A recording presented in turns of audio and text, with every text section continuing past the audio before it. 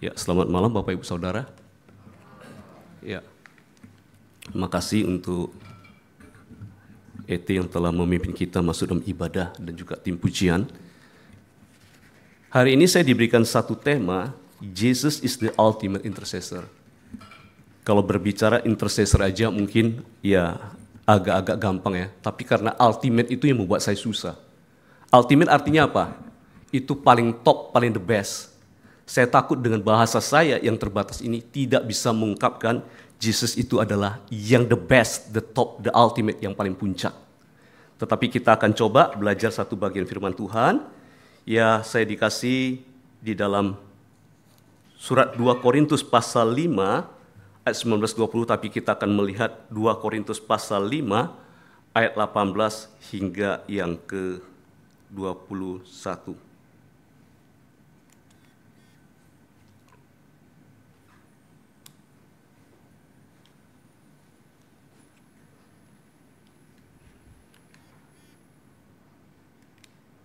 Oke. Ya, kita baca 18 sampai 21. Sama-sama kita baca ya. Dan semuanya ini dari Allah yang dengan perangkaran Kristus telah mendamaikan kita dengan dirinya dan yang telah mempercayakan pelayanan pendamaian itu kepada kami. Sebab Allah mendamaikan dunia dengan dirinya oleh Kristus dengan tidak memperhitungkan pelanggaran mereka. Ia telah mempercayakan berita pendamaian itu pada kami. Jadi kami adalah utusan-utusan Kristus, seakan-akan Allah mengasihi kamu dengan perantaran kami. Dalam nama Kristus kami meminta kepadamu, berilah dirimu didamaikan dengan Allah. Dia yang tidak mengenal dosa telah dibuatnya menjadi dosa karena kita, supaya dalam Dia kita dibenarkan oleh Allah. Satu bagian firman Tuhan selain daripada bagian ini, yaitu diambil dari 1 Timotius pasal 5 dan 6. Ya, saya rasa ini adalah satu summary, satu ringkasan tentang siapakah Kristus Yesus. Ayat 5 demikian.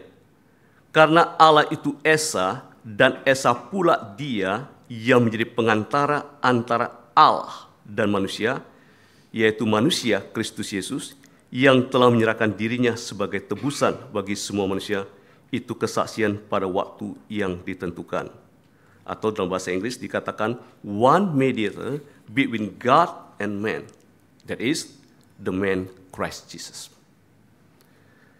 Saya ingin mengajak kita untuk mendengar atau melihat secara visualisasi tentang realita hidup manusia. Ya, di atas adalah Tuhan Allah, ya. Kita melihat bahwasanya Allah itu bersemayam di surga, sedangkan kita di sini kita ada di dalam dunia, dan kita adalah manusia yang jatuh ke dalam dosa, kita berdosa. Itu yang terjadi satu realita sejak manusia jatuh dalam dosa. Mungkin Bapak Ibu Saudara masih ingat ketika saya berbicara tentang worldview-nya kekristenan, ada 4 kategori, yaitu creation, penciptaan, kemudian ada fall, kemudian ada redemption, dan consummation.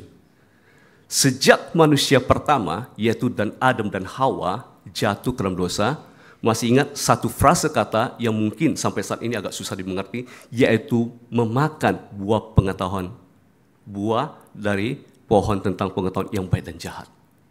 Nah, itu artinya apa?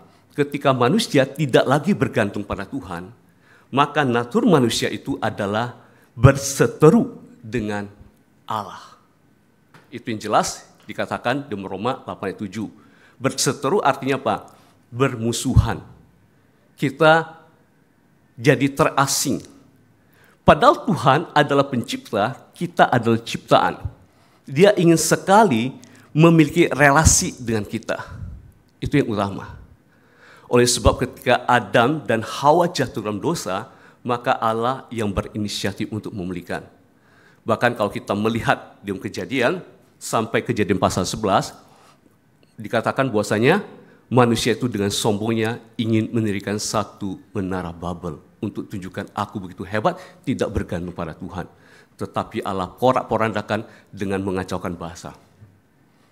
Nah, sebenarnya Abraham dipanggil untuk apa? untuk supaya menuju ke kota yang didirikan oleh Allah. Itu yang kita lihat dalam Ibrani. Jadi Allah itu ingin supaya hubungan kita dipulihkan. Siapakah Allah kita? Allah kita dialah Allah hakim semesta alam. Dia judge. Ya, karena dia ciptakan kita, dia juga minta pertanggungjawaban kita.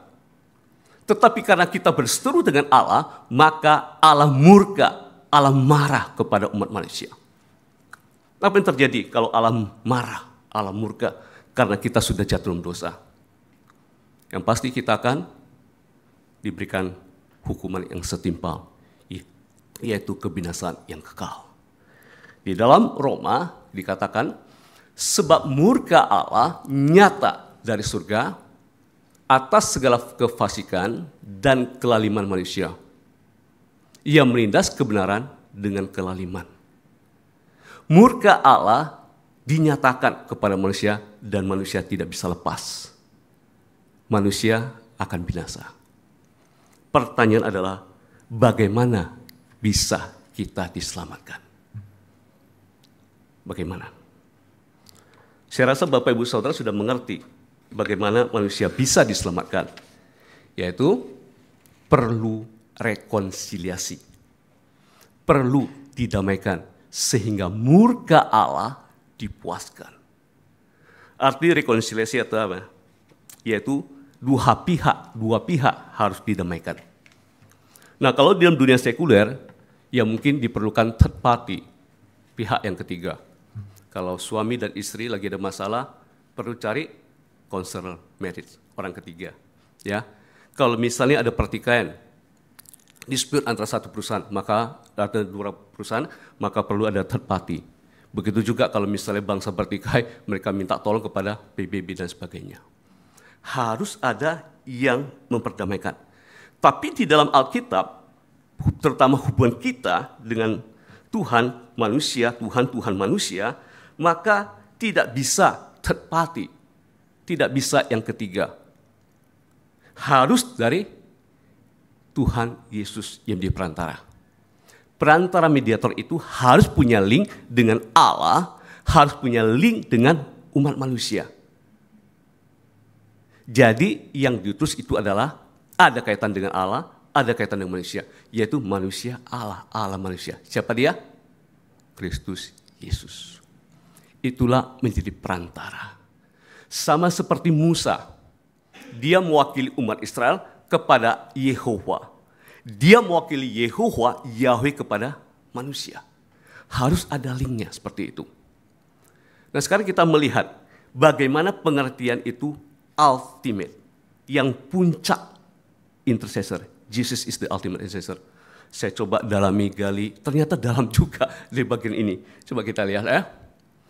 Nah, dari awal kita melihat dan semuanya ini dari Allah.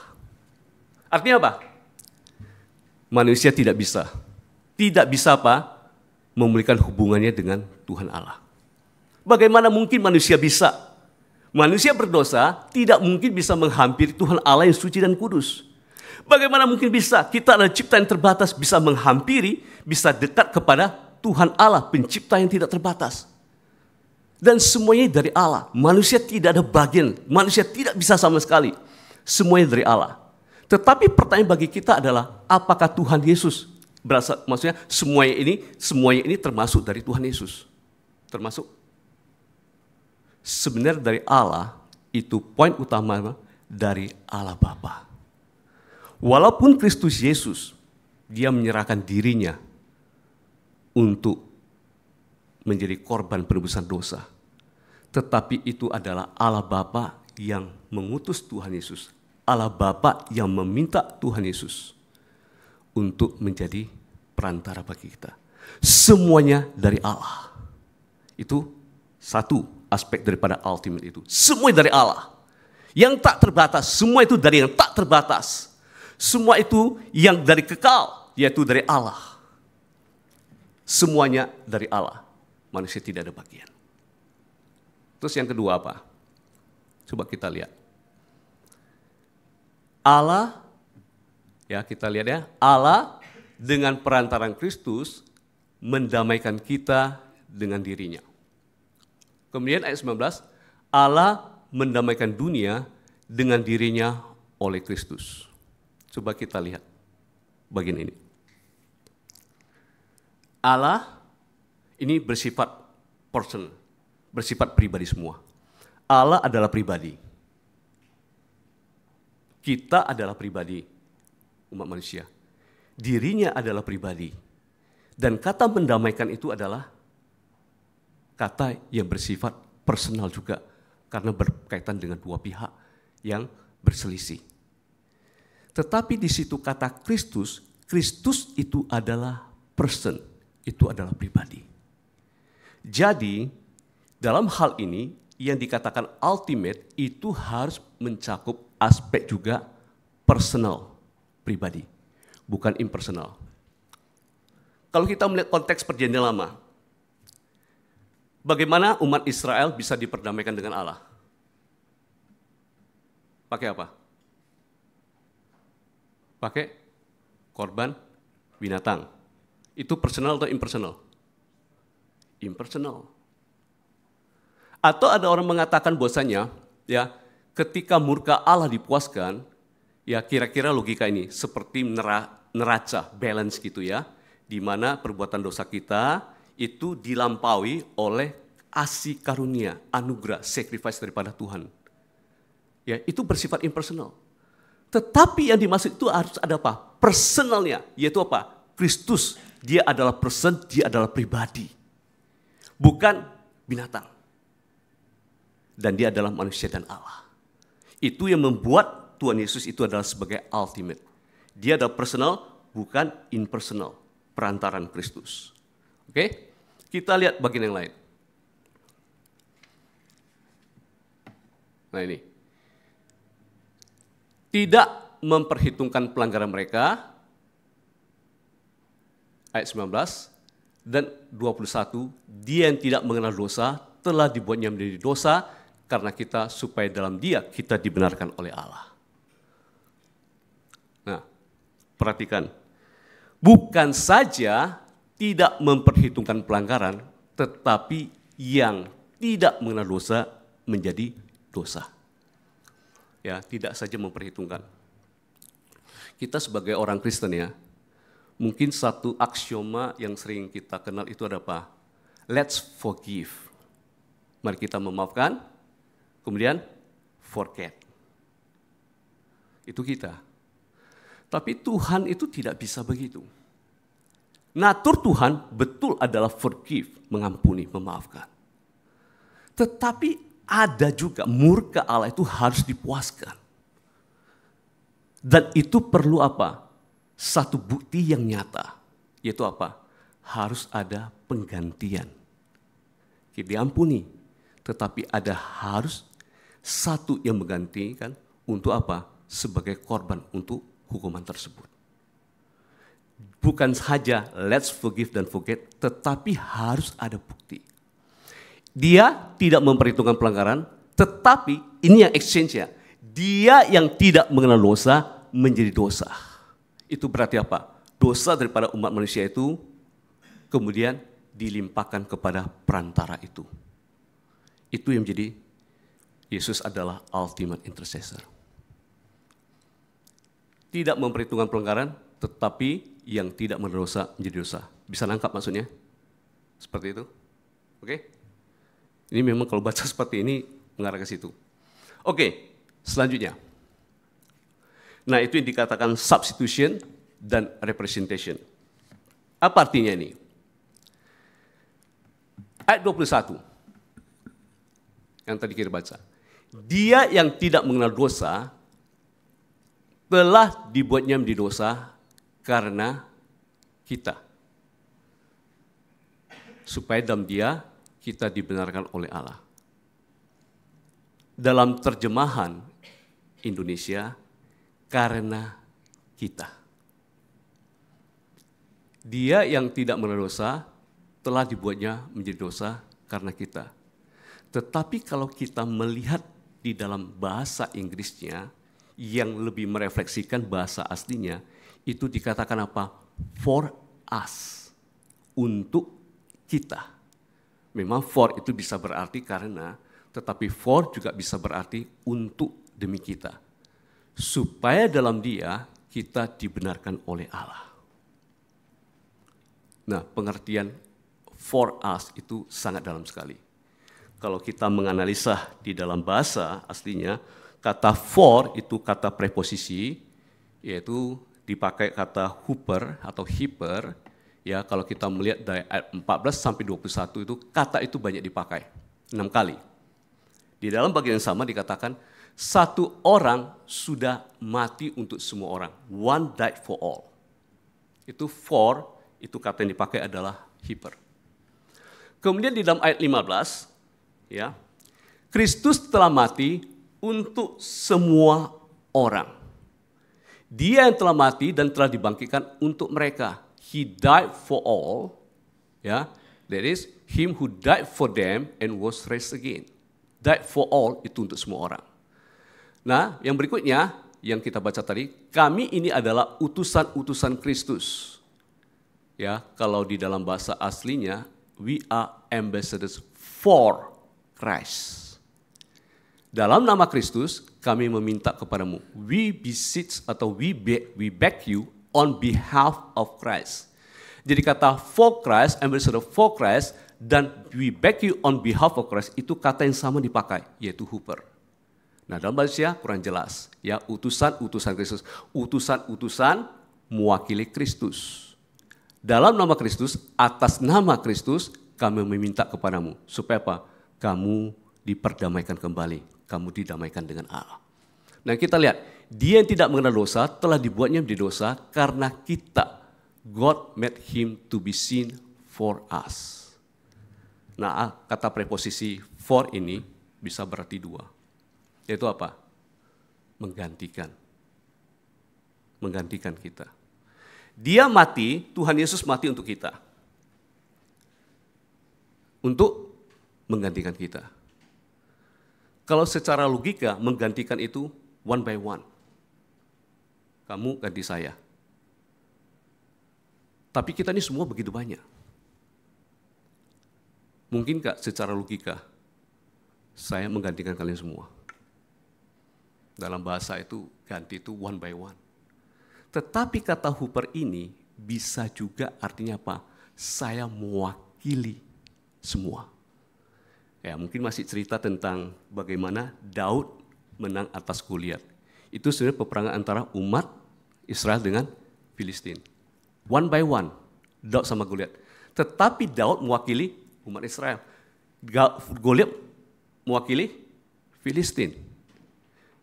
Jadi dalam hal ini, kata for itu bisa berarti menggantikan, substitute, bisa juga mewakili kita semua.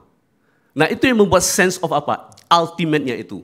Jadi tidak terbatas, tetapi bisa secara overall. The ultimate intercessor.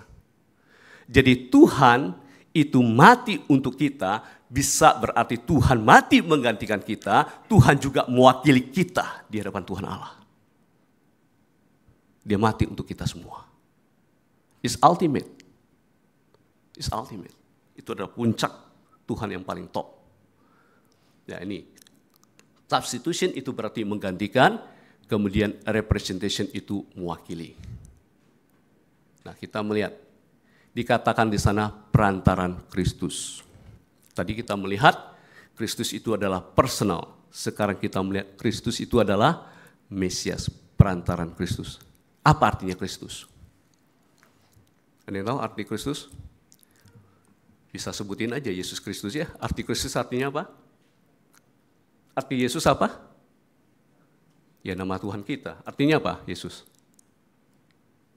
Yahweh yang menyelamatkan.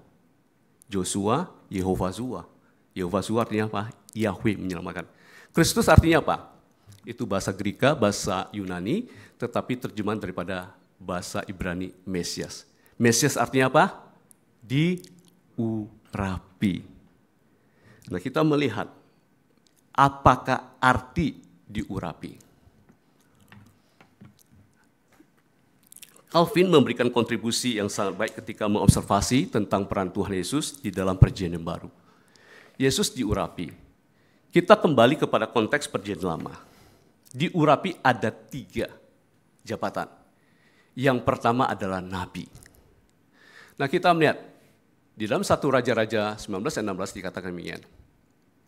Juga Yehu cucu Nimsi haruslah kau urapi menjadi raja. Nah, kita melihat di sini raja diurapi. Kemudian di bawahnya, dan Elisa bin Sarfat dari Abel Mehola harus kau urapi menjadi nabi. Ini kepada Elia, menggantikan engkau. Ya, haruslah kau urapi menjadi nabi. Apa arti nabi? Apa arti peran seorang nabi? Dia adalah juru bicara Allah. Dia menyampaikan isi hati Allah kepada umatnya. Dia memberikan pengajaran. Itu nabi. Oke? Peran yang kedua adalah raja. Raja diurapi enggak? Diurapi. Ya, kita lihat. Samuel mengambil tabung tanduk yang berisi minyak itu dan mengurapi Daud di tengah-tengah saudara-saudaranya. Sejak hari itu dan seterusnya berkuasalah Roh Tuhan atas Daud. Samuel mengurapi Daud sebagai raja. Nah, mungkin ada rekan-rekan tahu ceritanya ketika Samuel ya datang kepada papanya Daud, lihat satu persatu. Oh, pikir badan besar itu pasti jadi raja, si Eliab. Ternyata kata Tuhan, apa yang dilihat itu oleh Tuhan bukan lihat penampilan, tetapi lihat dari hatinya. Sampai ketemu siapa? Daud, walaupun Daud pada waktu tidak ada di situ. Dia sedang di tempat lain, sedang menjadi gembala. Daud diurapi, itu raja. Raja itu apa? Memerintah. Raja itu apa? Berkuasa.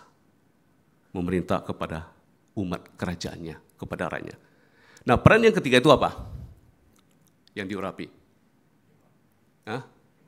Imam. Imamat 6:20. Inilah persembahan Harun dan anak-anaknya yang harus dipersembahkan oleh mereka kepada Tuhan pada hari ia diurapi. Nah, apa arti imam? Imam itu adalah pengantara. Umat Israel tidak bisa dekat kepada Yahweh. Mereka perlu imam besar yang menjadi perantara.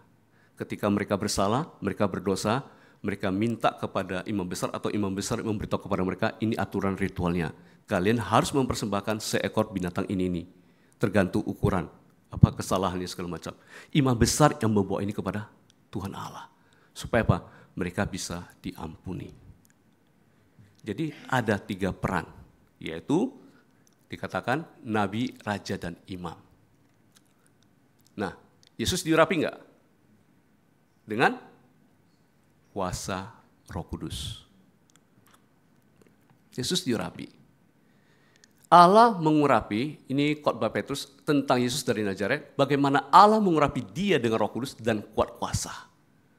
Ini yang menjadi Yesus is the ultimate intercessor. Yesus tidak diurapi dengan minyak, tetapi diurapi dengan kuasa Roh Kudus. Diurapi Roh Kudus. Jadi Tuhan sendiri yang mengurapi, Bapa sendiri yang mengurapi, ya dengan urapan Roh Kudus. Itu yang membuat Jesus is the ultimate intercessor. Jadi Yesus Kristus adalah nabi. Artinya apa? Dia mengajar. Dia memberitahukan isi kehendak hati Allah.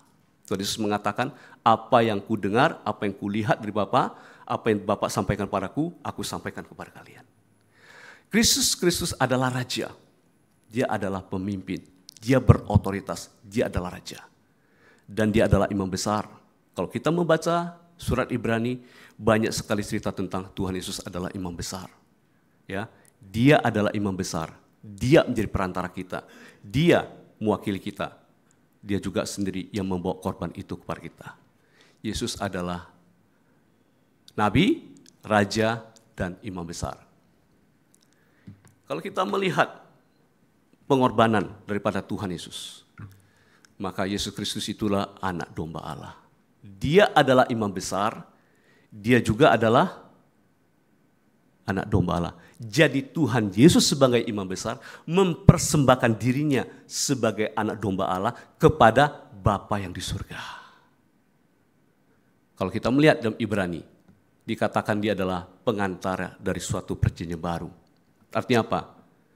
Dia menjadi pengantara jauh lebih baik daripada perjanjian lama. Mengapa? Karena lama pasti ada kekurangannya. Baru pasti jauh lebih baik daripada yang lama. Dalam hal apa? Yang tadi itu, karena persembahan Tuhan Yesus adalah personal, bukan impersonal. Yesus adalah anak domba Allah, itu bahasa metafora, yang tidak bercacat celah. Dia yang tidak berdosa, dibuatnya menjadi dosa. Tidak ada kepalsuan di dalam Tuhan Yesus. Tidak ada kebohongan. Sejak kecil sampai dia mati di atas kayu salib, tidak ada kesalahan dalam dirinya. Orang Farisi, orang Saduki, imam besar, yang lain, para tolak mencari kesalahan, tidak ada. Yang mereka ketemukan apa? Dikatakan Tuhan Yesus seringkali melanggar Sabat. Tetapi ingat, Tuhan mengatakan, ya, Sabat Tuhan adalah atas Sabat. Bukan Sabat untuk Tuhan, tetapi Tuhan adalah atas Sabat. Sabat itu adalah apa? Adalah untuk kemuliaan Tuhan. Itu yang ada dalam diri Tuhan Yesus. Tidak ada dosa. Nah, dikatakan Yesus Kristus itu adalah rasul. Ya, kita mungkin jarang membaca Yesus Kristus adalah rasul. Yang kita seringat itu adalah Paulus, Petrus itu adalah rasul. Tetapi Ibrani mengatakan demikian. Sebab itu, hai saudara-saudara yang kudus, yang mendapat bagian dalam panggilan surgawi, pandanglah kepada rasul dan imam besar yang kita akui, yaitu Yesus. Rasul artinya apa? Yang diutus oleh Allah. Yang diutus oleh Bapa. Tuhan Yesus mengutus 12 muridnya menjadi rasul. Tetapi Tuhan Yesus pun diutus oleh Allah Bapa ke dalam dunia. Untuk apa? Untuk mengajarkan kebenaran seperti rasul-rasul itu. Dan satu hal lagi, Yesus Kristus adalah Parakletos.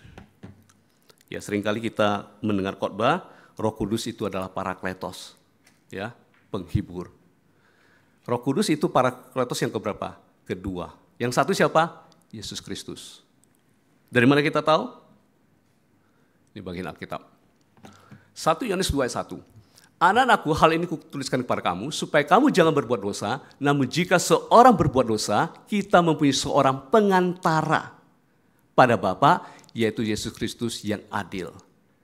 Ya, itu dipakai bahasa Parakletos.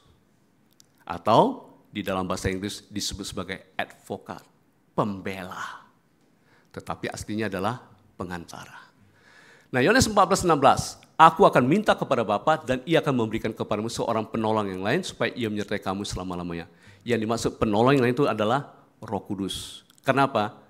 Yang pertama adalah Tuhan Yesus. Apa arti Parakletos? Para itu berdampingan. Kletos artinya apa? Dipanggil. Dipanggil apa? Untuk berdampingan. Itu artinya apa? Tuhan Yesus dan Roh Kudus itu dipanggil oleh Bapa supaya apa? Mendampingi kita dan dikatakan menyertai kamu selama-lamanya. Itu indah sekali. Itu yang membuat Jesus is the ultimate intercessor. Ultimate, puncak.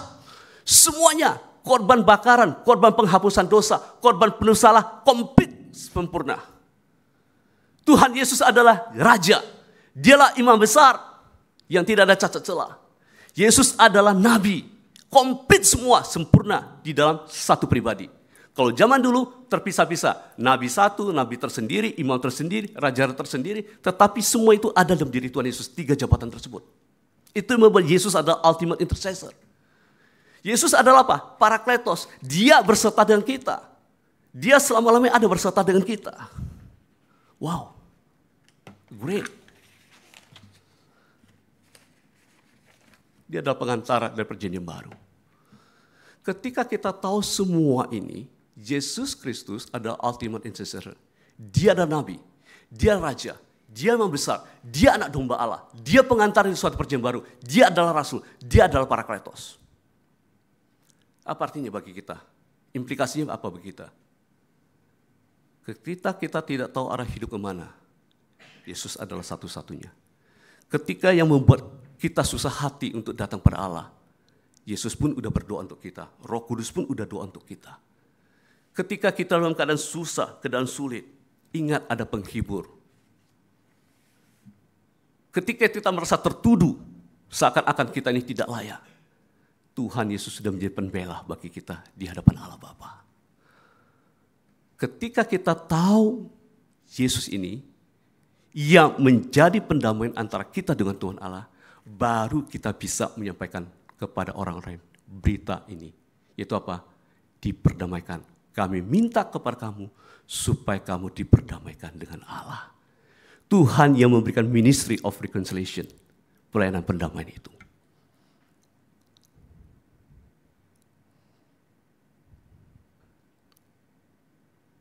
Jesus is the ultimate intercessor. Mari hidup kita fokus kepada Tuhan Yesus. Just trust Jesus. Tuhan memberkati.